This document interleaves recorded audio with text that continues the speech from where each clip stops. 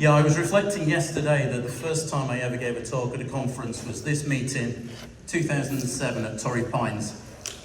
Lots of stories, lots of collective experience, lots of projects have gone past since then. But actually that enables what I think is one of the most enjoyable parts of the role that I have at Sygnature. And that's mentoring and educating our early career professionals and the students we work with. And when we talk to them about what makes drug discovery, they frequently talk about things like the design, make, test cycle being absolutely pivotal to the way we do drug discovery. They believe that that's probably the most important thing about how we deliver and discover new drugs. Actually, I disagree with that. I would argue the most important thing we can do in drug discovery is to enable decision making. Because decision making is what accelerates our projects from idea, through concept, through execution, through to the clinic. It's something we take very seriously at Sygnature. So Sygnature's a global scale CRO. We're based in the UK, we're based in Montreal. We have a broad portfolio of integrated drug discovery projects that we're running, and we're very proud of our track record. So far, 60 molecules that have been invented at Sygnature on behalf of our customers have made it into preclinical, clinical research. 2 of those now on the market. In fact, relacorilant was approved just 2 weeks ago, our first approved oncology drugs. So decision making is something that we think is critically important and something that we put a lot of emphasis on. So how do we do that better? Many of you in the audience will probably be aware of this publication from about a year ago. The idea that every compound we make could potentially be a candidate drug for patients. The analysis that the authors did suggested the industry average from inception of a project through to clinical candidate nomination is about 48 months. Their internal research, they're delivering currently in 35 months, so about a third faster, but their aspirational goal was to go from inception of project through to preclinical candidate in 2 years. So how do we do that? How do we half the time getting from idea and inception of a project through to a candidate quality molecule? There's a number of ways that we do that. I don't think the ways we do it are necessarily any different from what you guys are doing. We believe in integrated laboratory space, so chemistry, biology, DMPK, in vivo, computational, AI, all in the same lab, ideally, all in the same room, all talking together. Quality data in everybody's hands. Why have just a few people in your project looking at the data when the whole project team, with the depth and breadth of their experiences, can all look at that single source holistic data? We do kind of believe the every compound a candidate. We don't think that every compound necessarily will be a candidate. We know sometimes we ask questions specifically about, are we making a compound to ask a question, to move the project forward? But we do believe we push every compound until it breaks. We cascade through all the assays and all the screening cascade until the data suggests we stop that compound. I'm sure many of us have been involved in projects where actually the clinical compound is made very early in the project, but we continue with that project making additional compounds that don't advance us, and then we ultimately end up cycling back to that compound that we made earlier, and we could have saved a load of time. Again, back to decision making, I think what facilitates a lot of this is the ability of looking at data, not just on an assay by assay, data point by data point basis, but looking at holistic, multi-parametric interpretations of data. I'm a huge fan of looking at free drug multiples over IC50 or IC90. And what we often find is compounds that don't look great in any one particular assay.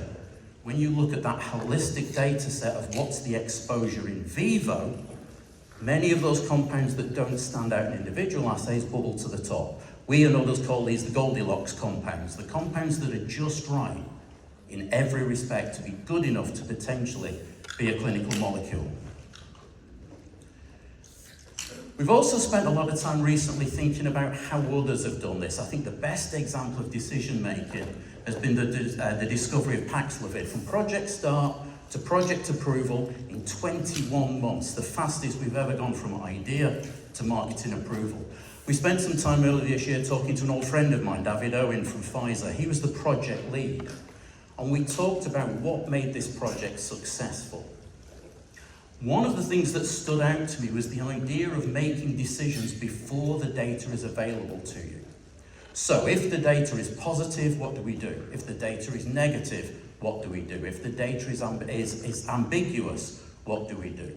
So before we even get the data, we know what we're going to do with it. We know what the decision is going to be. We know what the actionable path is going to be moving forward. That allows us to transform data to decision to next round of data much, much quicker, because it's all about, to my mind, reducing that white space, that gap between generating data in our design make test cycles, actually finding something actionable that we can do, and then feeding back to the next round of design make test cycles. The more we can condense that, the more we can compress that, the faster we can get our molecules through to patients. There are two underlying technologies that I think enable this. One is high throughput chemistry, which we'll touch on later. But the second that I'm going to spend more time on, as we heard earlier from the previous talk, is direct-to-biology. Now, direct-to-biology is becoming more and more common in the drug discovery process. For the most part, that direct-to-biology is done using things like SPR, which is concentration independent, so it doesn't matter how high your yields are or what your conversion rates are. It's very tolerant of impurities and other reagents, and you can get differentiation of slow off-rate compounds, fast off-rate compounds, for a whole host of different reactions and different conversions. This is really useful, but it only tells you, does my compound interact with my target? It doesn't actually tell you whether that compound is actually going to do anything. So can we push the bioassay boundaries? Can we move beyond just affinity data? How about if we could go directly from true reaction material to biochemical assay readout, so a functional assay readout? Now, the challenge with this, of course, is many of our biochemical assays are exquisitely sensitive to all the things that we put in our reactions: solvents, catalysts, byproducts, reagents, starting materials, byproducts. We are fiercely proud of the quality of our assay development scientists at Sygnature. So we try to proactively build all our assays to be compatible with direct-to-biology. So some examples here, where we've got the crude reaction material and then the purified material. Really good concordancy in a functional assay, in a biochemical setting, that shows that we can translate those crude reaction mixtures into functional activity. And we can correlate back to anticipated reaction yields, percent conversion, so we can normalize the data and we can understand which are the best compounds. We can take this through into cellular assays. So we use this extensively, but not exclusively, for our degrader platform. So looking at degradation in cells, but we can also use this to correlate biochemical activity of our crude reaction mixtures with cell-based activity of our crude reaction mixtures. So we can get binding affinity data, we can get functional data in biochemistry in the cell. So we're starting to be able to go from crude reaction mixture to potent compounds. We've not done any purification at this point. Can we go further? What about developability? So we again routinely do chromatographic methods like chromlog-D, EPSA. Now you would expect a perfect concordance here between crude reaction mixture and the purified materials, simply because this is a concentration-independent chromatographic measure, and of course we get good concordance. What I think is really exciting is when we take this slightly further and extend it into microsomes. Again, really good correlation of crude reaction mixtures looking at human and mouse microsomes.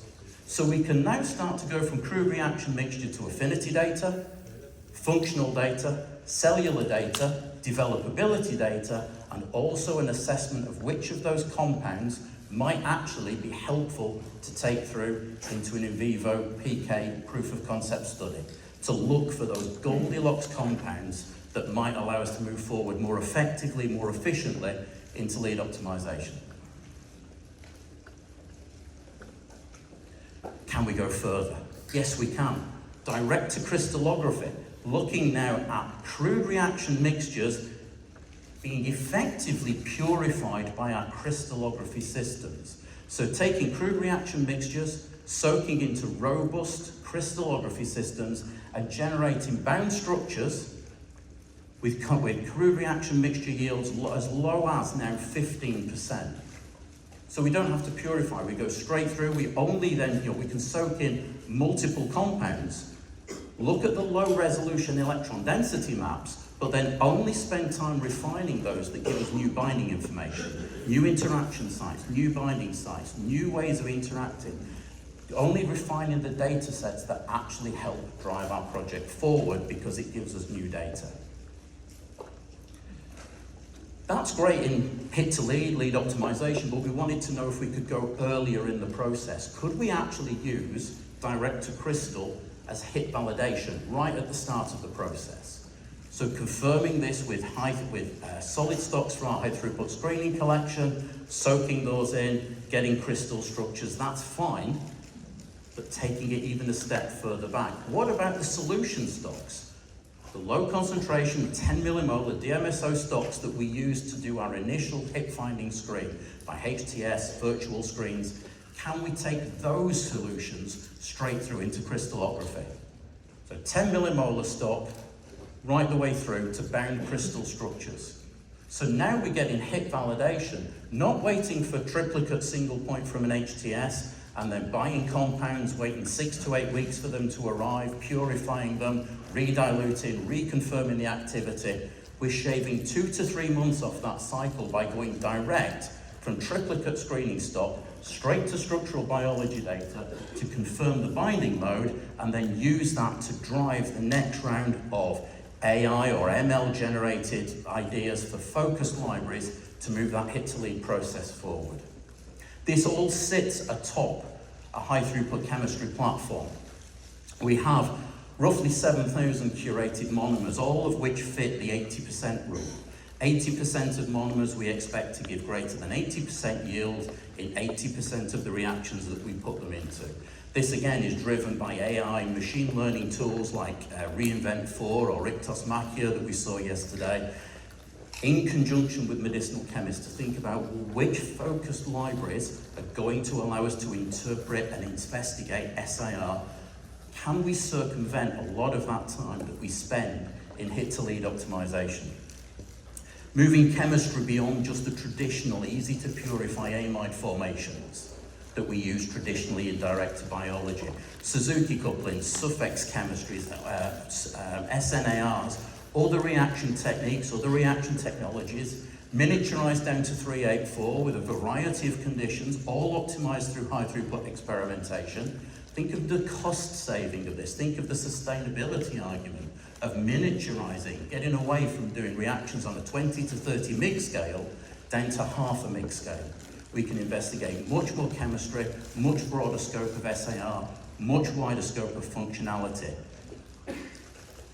The platform's capable of delivering 5,000 plus crude reaction mixtures a week. Why do predictive AI modeling and predicted affinity when you can do real measured affinity on 5 to 10,000 compounds a week and then integrate that with structural biology and DMPK data as well? Our automation also allows us to do QC, reformatting, solvent switches, mini purification should we need to, if we have an incompatibility with our bioassays, and then just go back and cherry picking the individual wells, 5, 10, 15 perhaps, and purifying those ready for an in vivo experiment. So that's the platform. We call it direct to discovery. We think it's broader than direct to biology. You guys are the first people to hear about this. This is the first time we've talked about this. And it's great for me to stand up here and describe the platform. The question is, does it work? So let me tell you a story about a customer who came to us a couple of years ago. They said, could we deliver in 2 years from a starting point through to a preclinical candidate against a helicase target? So this is a complex target. It had some precedent, but not extensive precedent in the literature. And the goal was 2 years, not 4 years, not 35 months, but a 2-year delivery to preclinical candidate. This was a massive, multifaceted team, both across the customer and also internally at Sygnature.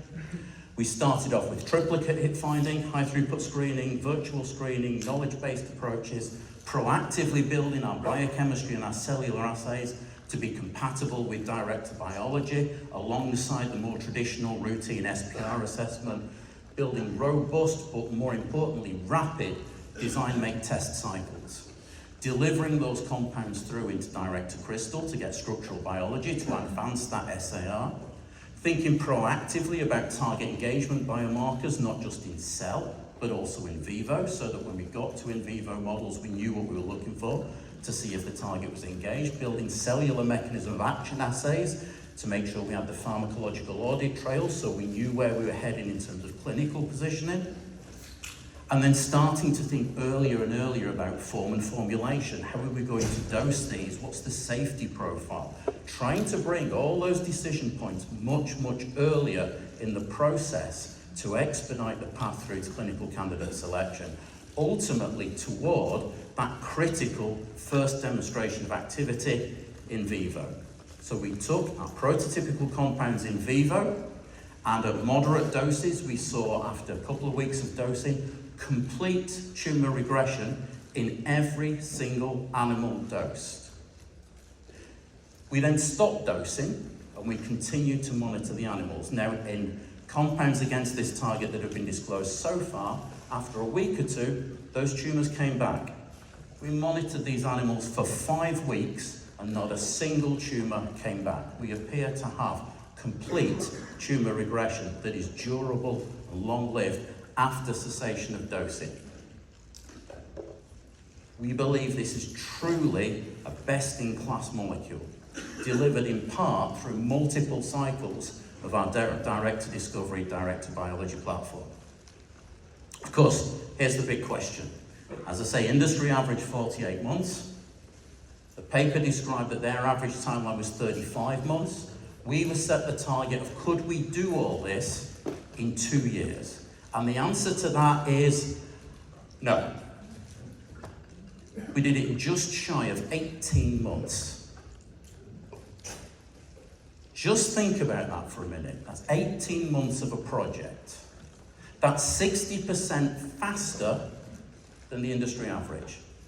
That means it's 60% cheaper than the average project. There is a bigger picture here, though.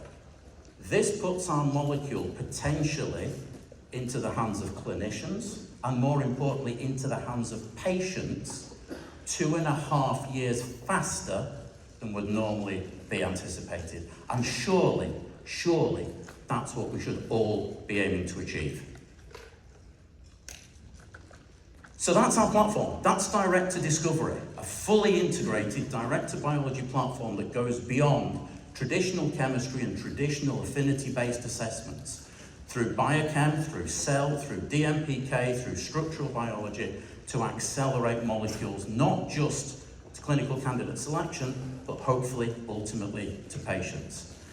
There's a huge team at Sygnature involved in this work. I'm going to highlight particularly Alex and Ewan, who drive our direct-to-biology platform, Claire and Hannah, who've been driving the direct-to-DMPK platform, Raquel, who delivered all that phenomenal direct-to-crystallography, which has actually been nominated for a Best of Show award. We're very happy if you'd like to vote for that.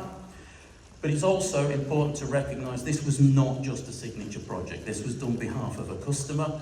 That customer was Storm Therapeutics, who have been very, very gracious in allowing us to talk about this project. So it would be remiss not to acknowledge the key project players in that team as well. If you would like to know more, there is a full case study on our website if you want to know how we achieved that in 18 months, or swing by our booth, come and talk to us.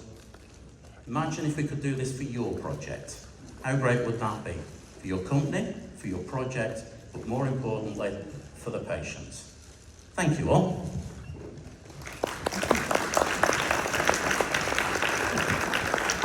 Very happy to take any questions. Yes, I have a microphone here as well.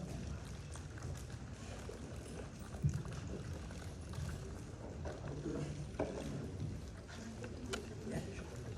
I'll share.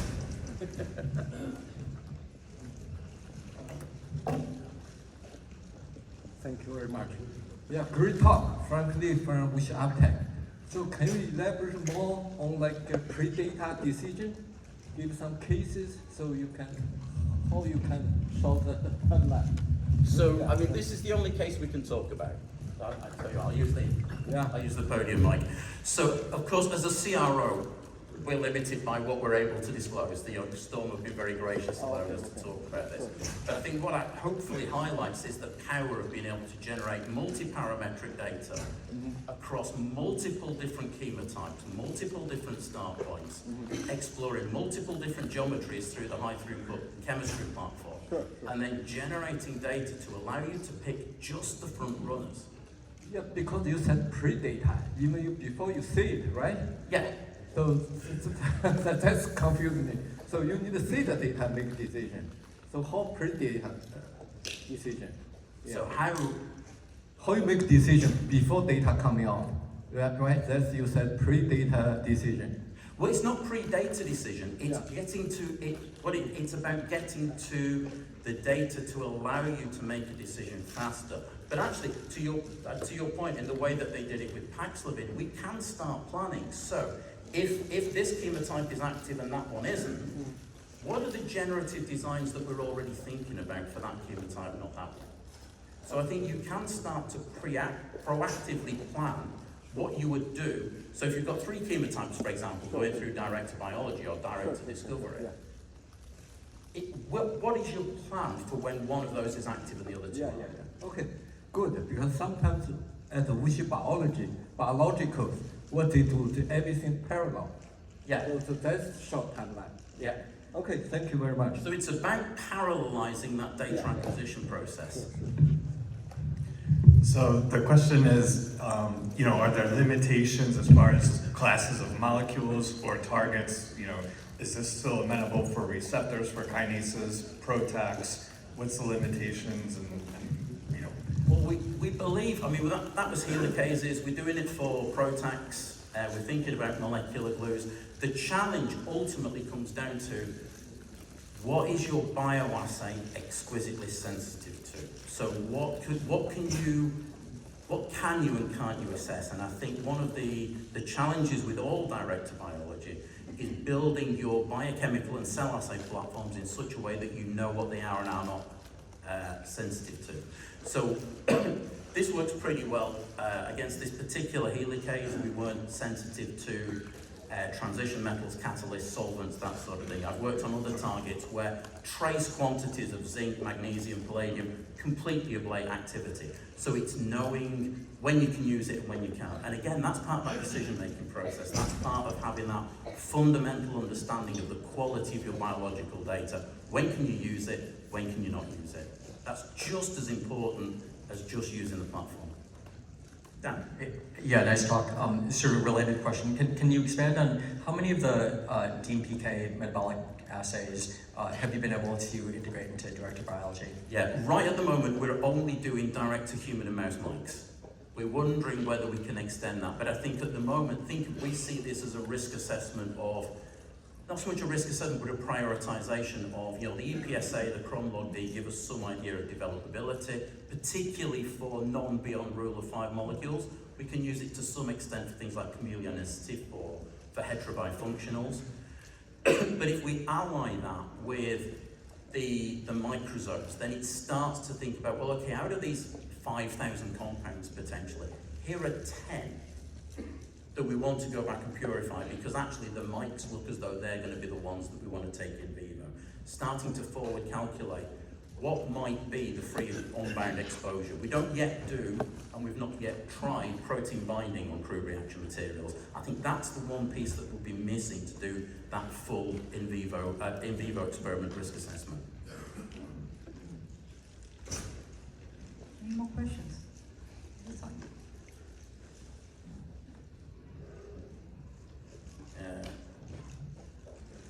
What's this is Joel from Psy. What's a lesson that your organization held as a core belief that you keep coming back to questioning? What's the core belief that underlies the platform, effectively? What's something that you keep on sort of coming back to, saying, we believed this heavily at the beginning, and now maybe we question our core beliefs? more philosophical for you. That's really philosophical. I think it comes back to the point we made earlier. This does not work for everything. We would love it to work for every single project. But actually part of that decision-making process that I was talking about is where does it work, where does it not? And I think it's that integrity of, you would love to use this on your project, but you know what, the biochemistry or the crystallography, there are aspects that say this won't work for your project. And I think we would always have that honesty and that caveat that we can try it, but if it's not appropriate for your project, we will say. Because it's really important that we don't launch into this blindly, because quick data is good, slow data is good, poor data is terrible. And it's the quality of the data. You have to believe the quality of the data, because if you can't trust the data, you cannot make decisions on the data. If you can't make decisions, there's no point doing it. Have you experienced some cases where you don't have a confirmation of the activity after purification, and what's usually the problematic? Yeah, particularly with some of our degrader programs, we do see that you get great, particularly when we do phenotypic assays, you get great degradation in cell when you first start doing them, and then when you do the reconfirmation, then you don't see that recapitulation of the data on a purified sample. But that's not just limited to directed biology or directed discovery. That's every drug discovery program. There are always false positives. You can always try and account for the false positives. You can build your assays to make sure that you're trying to understand where all those false positives might come from. There will always be something that catches you out. Great talk. You had mentioned, obviously the directed biology work for PROTACs. We've seen a lot of that discussion at this conference. Are there modalities where directed biology is better suited? We're seeing a lot of discussion on molecular glues. Have you done a lot of directed biology for molecular glue discovery? Yeah, we're doing some directed biology on molecular glues. Actually, we're doing it more in the initial screening sense, where we're doing 150, 200K screens across phenotypic assays, looking for loss of the protein. So that's pseudo-directed biology, where you're looking for a very blunt degradation phenotype. The challenge with that, of course, is the deconvolution. Not just making sure, finding out what E3 ligase your molecular glue is binding to, but also what's the degradation pathway, and actually is it an E3 mediated molecular glue phenotype. So I think there are times where directed biology can get you started on the pathway, but it doesn't take you all the way.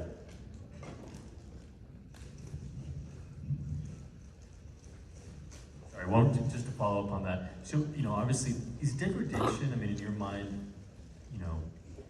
uniquely suited for some of this, work? And that's because obviously it's binary. You're losing protein or you don't. Yeah.